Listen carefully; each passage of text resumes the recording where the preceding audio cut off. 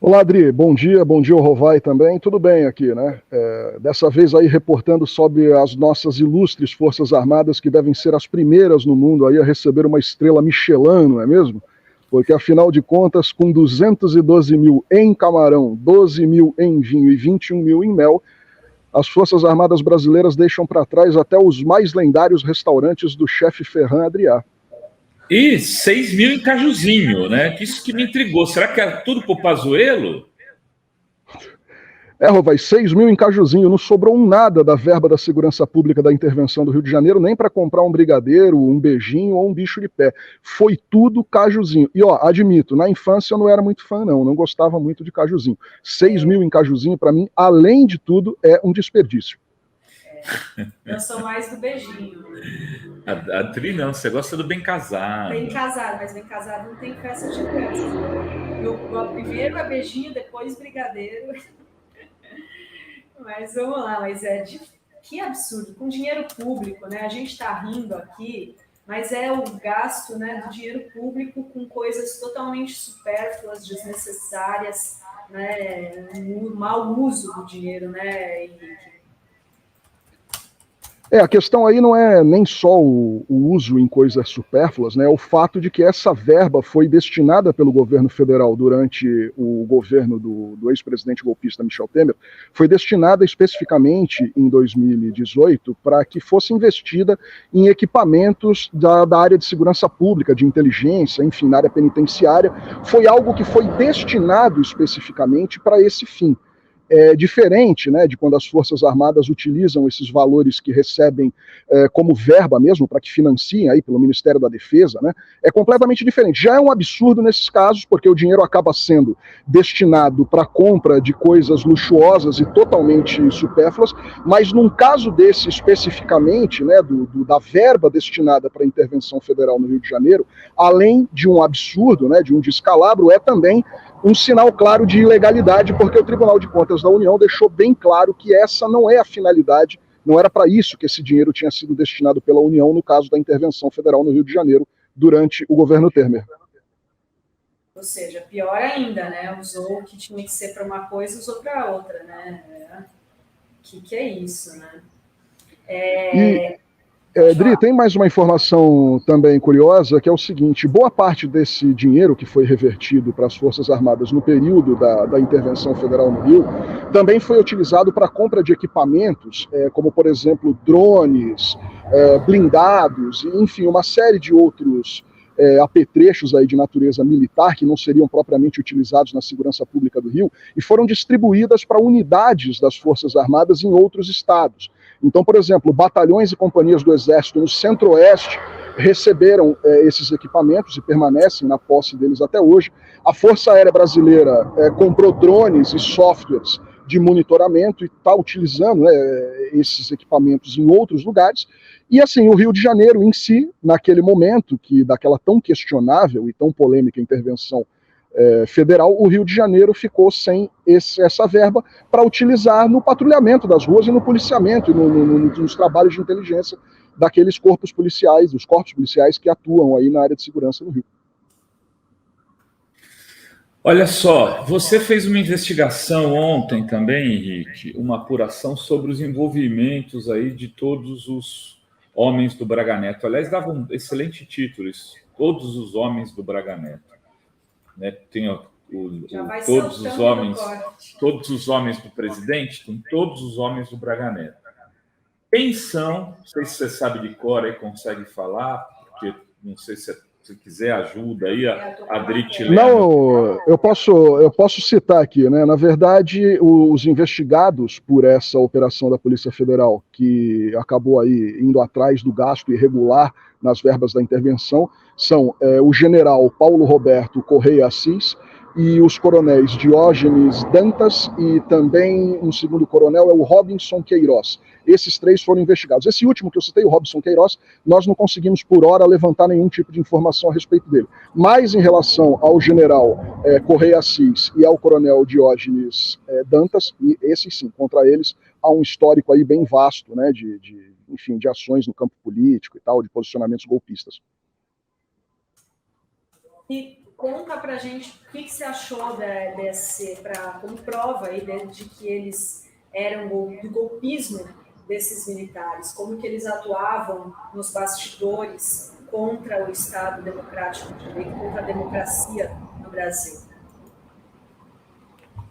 Dri, ainda muito antes da reeleição da ex-presidenta Dilma Rousseff, né, e portanto, aí, quase 2 anos antes do golpe que ela sofreu travestido de impeachment no Congresso Nacional, que foi capitaneado pelo Eduardo Cunha, muito antes disso, ainda em 2013, quando ela estava aí no 3º ano do seu mandato, no 3º ano do seu primeiro mandato, este general, o Correia Assis, ele já assinava um manifesto do Clube Militar do Rio de Janeiro, que foi um manifesto que na época teve uma grande repercussão na imprensa pelo seu teor golpista. Era um manifesto que claramente ameaçava as instituições brasileiras, ameaçava o sistema político republicano democrático brasileiro e ficava colocando pilha ali o tempo todo para que alguém tomasse algum tipo de atitude e botasse fim ao governo Dilma Rousseff. A gente sabe como isso terminou. A coisa, na verdade, escalou. Algum tempo depois teve aquele famoso tweet, né, do general Vilas Boas, que acabou ali intimidando, não sei se intimidou, quero acreditar que não intimidou o Supremo Tribunal Federal, mas enfim, o Supremo não fez muito para evitar o golpe contra a presidenta. E já lá atrás, como eu disse em 2013, nesse manifesto, esse general, o Correia Assis, já subscrevia, né, esse documento, apoiando um golpe, claro, contra a Dilma e no fim também ali fazendo uma série de defesas ali de coisas relacionadas ao passado e ao regime ditatorial brasileiro, né, que vigorou a partir do golpe de 64. Esse sujeito também foi candidato ao Clube Militar do Rio, que 2 anos depois desse próprio clube que ele assinou aí esse manifesto golpista, e o candidato a vice na chapa dele, é um coronel chamado Pedro Ivo Moésia, né? Esse cara, o Pedro Ivo Moésia, trabalhou né, durante muito tempo com o coronel Carlos Alberto Brilhante Ustra, o mais notório torturador da ditadura militar brasileira, inclusive considerado oficialmente pela justiça, né, condenado, embora não apenado por conta da lei de anistia. O Ustra é condenado pela justiça por tortura e é considerado o mais notório torturador brasileiro.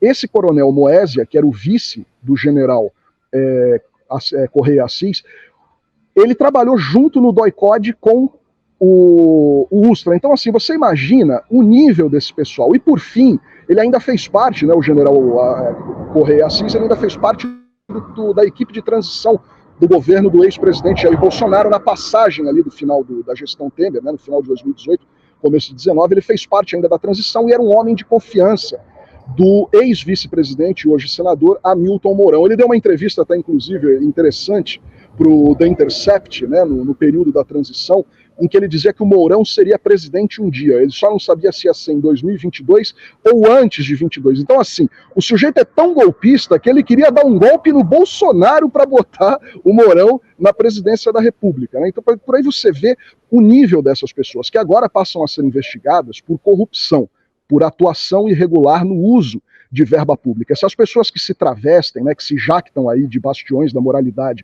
nas Forças Armadas brasileiras, no fundo são pessoas que, provavelmente, aí a investigação ainda vai mostrar isso, mas que escondem aí na sua história um passado bastante complicado e muito pouco correspondente a essa imagem honrosa que eles querem passar, né? Esse sujeito ainda escreveu um artigo num jornal do Rio de Janeiro, né, o Fluminense, em que ele vomita toda aquela coisa ufanista e patriótica, doentia em relação à defesa da Amazônia, e no final ele ainda faz ameaça a potências estrangeiras, né? É uma clássica bravata dos militares brasileiros, são forças armadas que historicamente sempre atacaram o seu próprio povo e nunca tiveram nenhum papel aí sério no combate a um inimigo estrangeiro, e ele ainda diz lá que o exército brasileiro, no caso de uma invasão ou de uma tentativa de invasão de potências estrangeiras, vai fazer o que eles sabem de melhor, que é a guerra na selva e salpicado de atos de guerrilha, enfim, uma conversa fiada danada, e ele passa esse período aí no Gabinete de Intervenção Federal no Rio de Janeiro, numa boa, né? Um militar da ativa, um sujeito que fez parte do gabinete do Braga Neto e agora que se vê envolvido nesse rolo aí de desvio, de uso irregular de dinheiro público. Não, e eles cultivavam, né, essa imagem aí, né, de que o Fichanete, eles eram os éticos, os contra a corrupção, os que, não roubavam, e assim, e também essa coisa dos patriotas, né, que defendem o Brasil e tal. E ontem o Miguel do Rosário no jornal chamava a atenção de uma coisa. Eles são tão patriotas que foram comprar colete de empresa dos Estados Unidos. Nem empresa brasileira para fazer colete eles foram, né, prestigiar, nem, né, foram comprados dos Estados Unidos, de empresa estrangeira, ou seja, nem para isso, para empresa envolvida com o assassinato do presidente do Haiti. Exato. Não é nem qualquer empresa, né? Tem chuchu nessa horta. Exato, Rovai.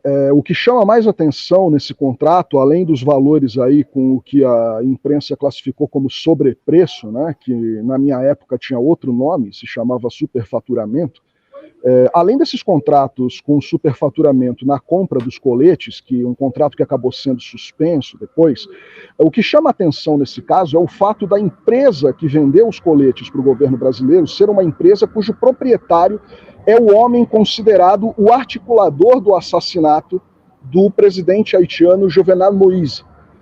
Então, assim, a gente precisa lembrar que poucos anos antes, né, durante o período da MINUSTAH, aquela missão da ONU que tentou pacificar, aí, vamos dizer assim, entre aspas, o Haiti, quem estava à frente do MINUSTAH eram militares brasileiros e quem comandou essa missão foi, durante um bom tempo, não durante todo o tempo, foi o general Augusto Heleno, que foi ministro do Gabinete de Segurança Institucional do ex-presidente Jair Bolsonaro. Então, assim, nós temos ali militares que atuaram ou estão relacionados a outros militares que atuaram na missão do Haiti, da MINUSTAH, e a empresa que vende coletes para a intervenção federal é uma empresa que tem envolvimento no assassinato do presidente haitiano Jovenel Moïse. Então, quer dizer, até onde a Polícia Federal vai conseguir puxar essa linha? E um detalhe interessantíssimo, que assim foi dito pela imprensa, mas muito pouco explorado.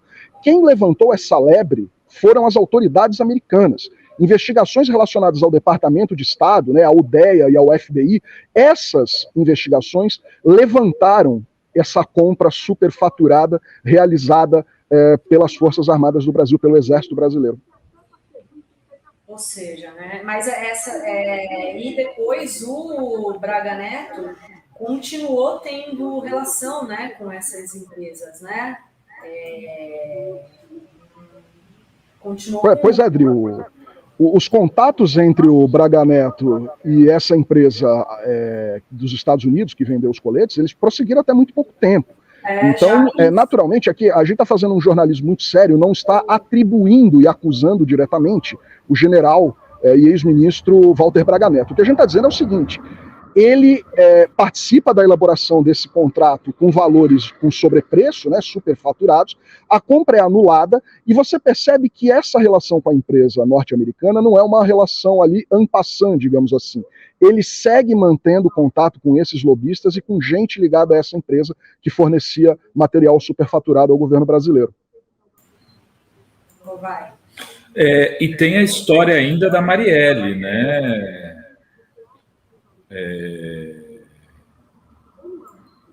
Henrique, porque tem uma investigação, o cara que está no México aí, que teria ligação com Braga Neto, que foi preso no México, e esse cara teria participado do assassinato da Marielle aqui.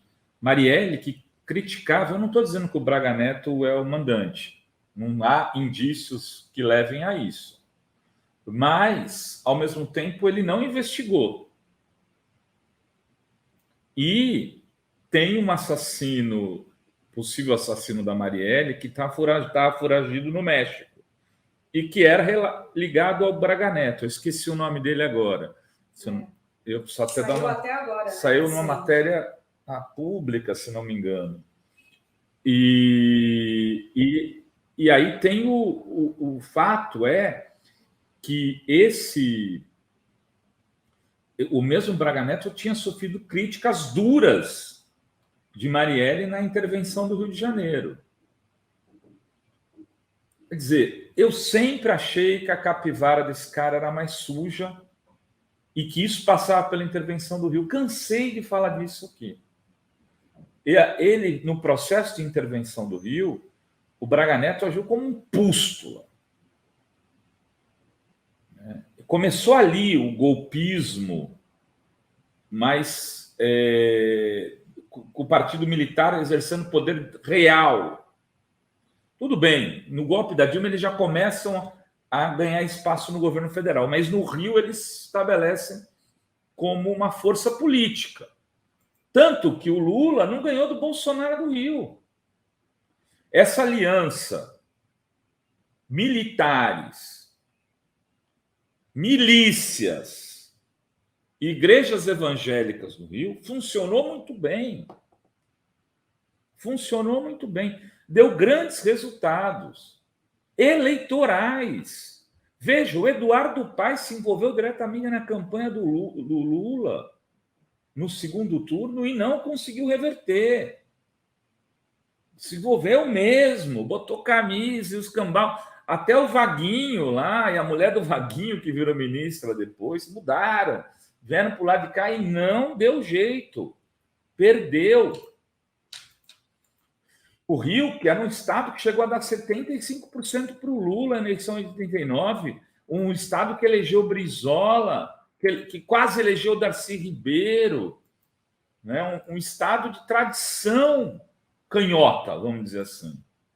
Aí foi perdendo, e agora o que salvou era um cara que até o mês passado era do DEM, o mês passado não, mas e agora está no PSD, é o Eduardo Paes, que acolhe os progressistas. Por quê?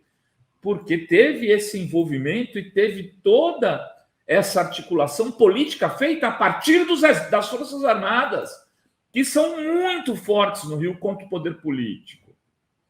Você entra ali, você chega no Rio de Janeiro, ali nos cartões postais, um dos melhores restaurantes do Rio fica ali na Praia Vermelha, que é onde tem o quê? A Vila Militar.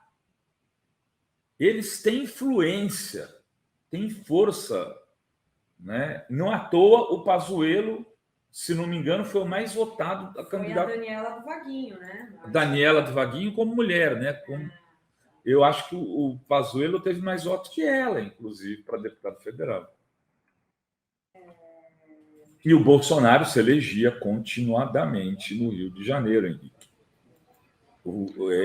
Ele é fruto da política carioca. As pessoas têm o maior gosto carioca. São Paulo elege cada uma, até carioca agora elege. Mas o Rio também não perde não perde a concorrência. Só para dar a informação correta, a Daniela do Vaguinho teve 213.695 votos. Em segundo foi o Pazuello, com 205.310 votos. Tá. Em terceiro, Talíria Petroni, do PSOL, com 198.534 votos. Foram só os três primeiros, vou falar. Perfeito. Não, então ele foi o segundo mais votado. Eu achei que ele tinha tido mais votos. Ela foi a mais votada do Rio, você vê. Que bom. E a gente precisa lembrar também o histórico do Rio de Janeiro como capital brasileira, né? Capital no primeiro momento do Império e depois capital da República até 1960. E assim, as Forças Armadas tiveram historicamente, hoje o QG do Exército em Brasília, claro, mas assim, o comando das Forças Armadas, né, da Marinha também, sobretudo, todos esses militares, a maior quantidade de unidades militares do país fica no Rio de Janeiro. O Rio de Janeiro segue sendo o local que é a casa, digamos assim, dos militares, né, dos fardados brasileiros. E com o passar dos anos, e com foi se deteriorando ali a política no Rio de Janeiro, naturalmente esses setores militares, a caserna foi se infiltrando, e um resultado claro disso foi o Jair Bolsonaro ter sido aí eleito desde sempre, desde sua primeira candidatura ainda à Câmara do Rio de Janeiro, em 1989, e depois por 8 mandatos seguidos como deputado federal, expressivamente votado no Rio, e o que ele arrasta com ele depois, né, quando ele volta a disputar uma eleição, mas dessa vez como presidente, e vence em 2018, ele consegue fazer crescer, claro que isso veio na esteira também de outras questões aí, mas assim, ele traz uma quantidade grande de militares. O Rovai chamou atenção para uma coisa que a gente não tinha falado até então, e que pouca gente vem lembrando na imprensa, é que assim, Marielle Franco foi assassinada no Rio de Janeiro durante o período da intervenção federal das Forças Armadas. Pouca gente lembra disso, mas assim, o responsável pela segurança pública naquele momento e pela investigação, porque chefiava a Polícia Civil do Rio, era o Gabinete de Intervenção Federal, o GIF, né, comandado pelo general Braga Neto. Então, assim, ele teve, à época, se você puxar aí pelo histórico no Google, vocês vão perceber que, assim, o gabinete teve uma relação direta no processo de investigação totalmente fracassado do assassinato da vereadora.